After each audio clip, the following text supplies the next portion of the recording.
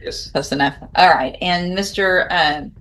Avadatanua, I can't say it, is charged with unlawful interception or use of a wire oral electronic communication. And Mr. Macon, what is the announcement?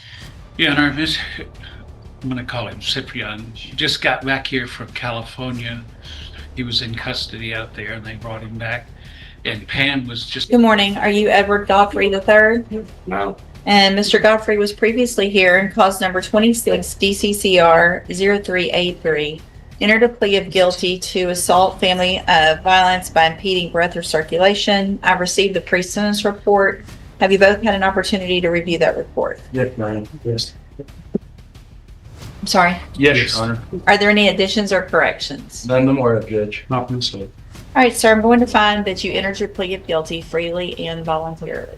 Find sufficient evidence to find you guilty. However, I'm going to follow the agreement that you made with the district attorney and defer all proceedings and place you on probation for 6 years. You're ordered to pay the $500 fine and to follow all of the. This is one of those moments that can completely change a defendant's future.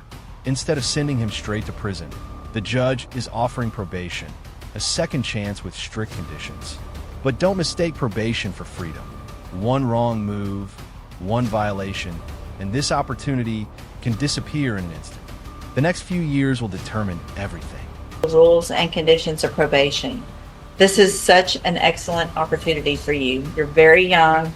You do not want a felony conviction on your record. It'll change your life in a very negative way, in lots of ways. You can't go to, obviously, certain jobs, schools, apartments, it just all kinds of things. And so part of your probation is going to be that you get your GED or finish school, one or the other. So if you're not going to go back to school, then you have to start that GED process within 30 days of today.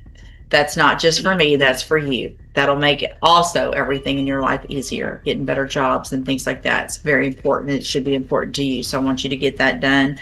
You're going to go through some classes. You're going to do everything you're supposed to. Then at the end of your probation period, if you're successful, the case is actually dismissed. You never have a felony. Here's where the stakes become crystal clear. Deferred adjudication sounds like good news, but it's also a legal tightrope. If he successfully completes probation, he avoids a felony conviction. If he slips up, he could be back in this courtroom facing up to 10 years behind bars. That's an incredible amount of pressure. Conviction. The other side of that, though, is if you do violate any condition of probation, you can be brought back into court, found guilty, so you would be a convicted felon, and you could go to prison for up to 10 years. Do you understand? You understand? And also, it is a condition of your probation that you have absolutely no contact, communication in any way with Ramsey Howard. Do you understand? Okay. All right, I'm handing you the trial court certification that shows this was an agreement that I followed, and so you've waived your right to appeal. All right, good luck to you. You can go back with the bailiff.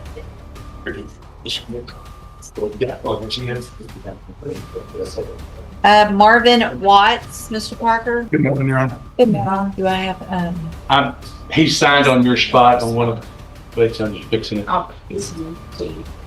both cases or just one? Just one.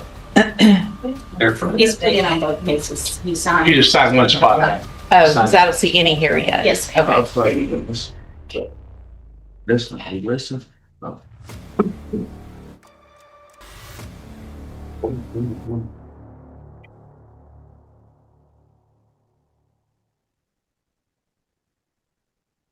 All right, sir, are you Marvin Lee Watts Julie. Jr.? And Mr. Parker, will your client waive the form? Doesn't guarantee a 17-year sentence. It simply sets the maximum. The judge could go much lower after reviewing all the evidence, which is why the upcoming sentencing hearing is so important. Of 17 years in prison, which means you're leaving your punishment up to me. I can give you 17 years. I can give you less. It'll all depend on the information that's brought to me at a sentencing hearing. You have every right to have a jury come in and decide two things. First, to decide if you're guilty or not.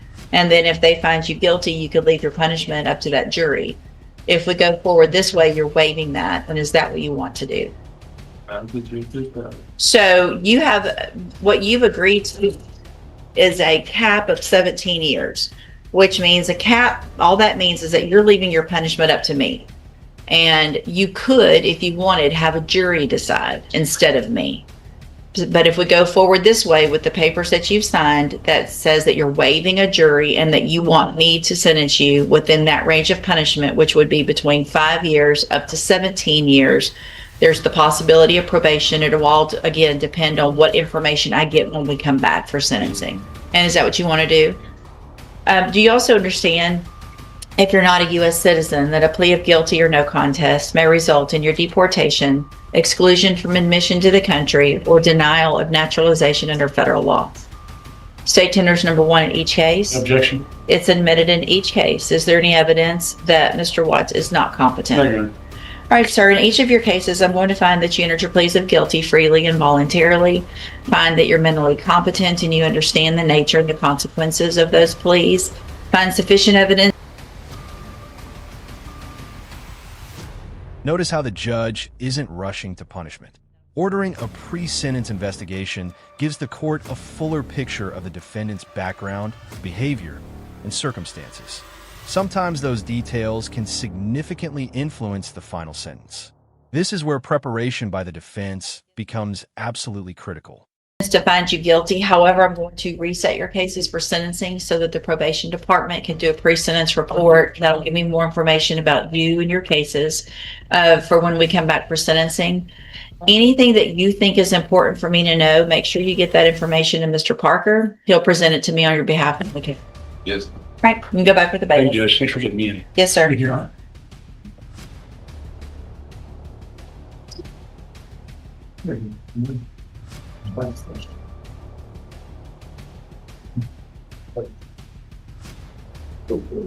Mr. Macon, you have Cyprian Avedontu. Yeah, That's close, Your Honor. it's not even close, I'm sure, but Avedonute? Romania. What's the name, Judge? Cyprian Avedonute. We got it. You didn't want to relay that? Good morning. Good morning. How you doing? Welcome. I just realized now that I'm reading them, I'm noticing that they're backwards. What's that? No, they changed it and she's getting it changed back. Yeah.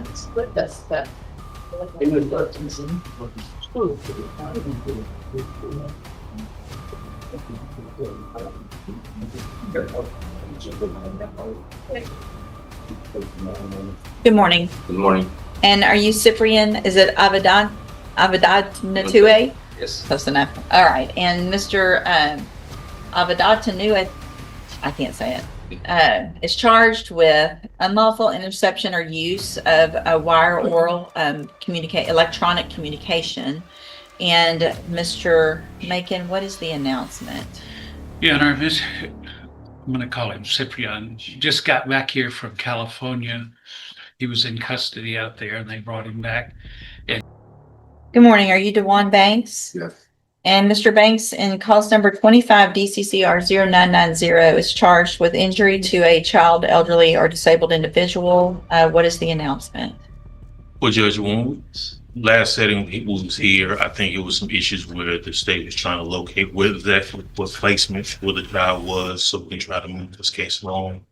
We have since found that information out recently. He is out of state.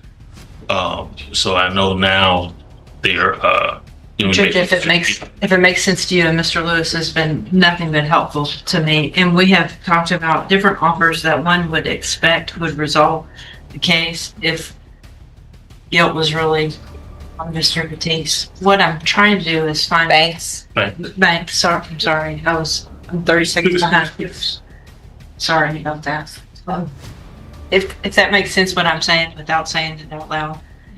The child is in the custody of family members under the care of foster care. So when I look from everything I have access to, it looks as if the child is in care of foster care, which is where I have been going to try to locate people to speak with. But now the child is in foster care, but with the family. That makes sense. And I wouldn't know this information but for Mr. Lewis, which is now who I need to speak with. I know it says final. If we need to put it on the trial again, obviously that will be done well in advance of when that trial docket would be. That's No, I guess Just you're an saying you issue. now have, you know where you. yes. Okay. Even though all the This exchange shows that criminal cases aren't always as straightforward as they first appear. The attorneys are still gathering important information before moving forward, and the judge chooses patience over speed. Do you think giving defendants extra time leads to fairer outcomes, or does it slow justice down too much? logistics say foster care, the child is still in foster care, but is with the Okay. grandparent. I'm going to do one more reset to give you some time to get visit with them, and then let's get an announcement at the next. And they have been generous with that information. Otherwise, I wouldn't know where that child is, other than through the foster care system. That he's not a possessor of custody, so to speak. All right. Thank you. You can go back with the bailiff. Good morning. Are you Thelma Gilbert? Answer out loud, please.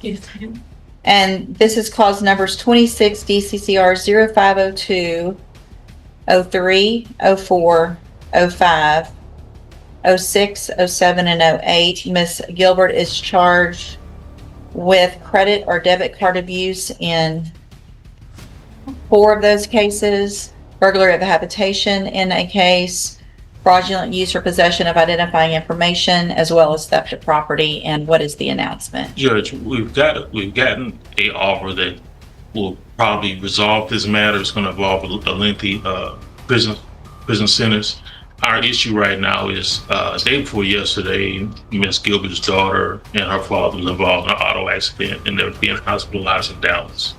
So we're trying to find out the status of exactly what's going on with them. So she'll know basically the stability of a daughter before we do the agreement. So I'm just asking for short setting so we can get that resolved, so we can move this case along, Judge. I told Mr. Lewis I would hold that offer open if we got a reset for that reason at any time. All right, I'll reset it one time for that. Thank you, Judge. You can go back with the bailiff. Personally, I think today's hearing shows that the justice system isn't only about punishment.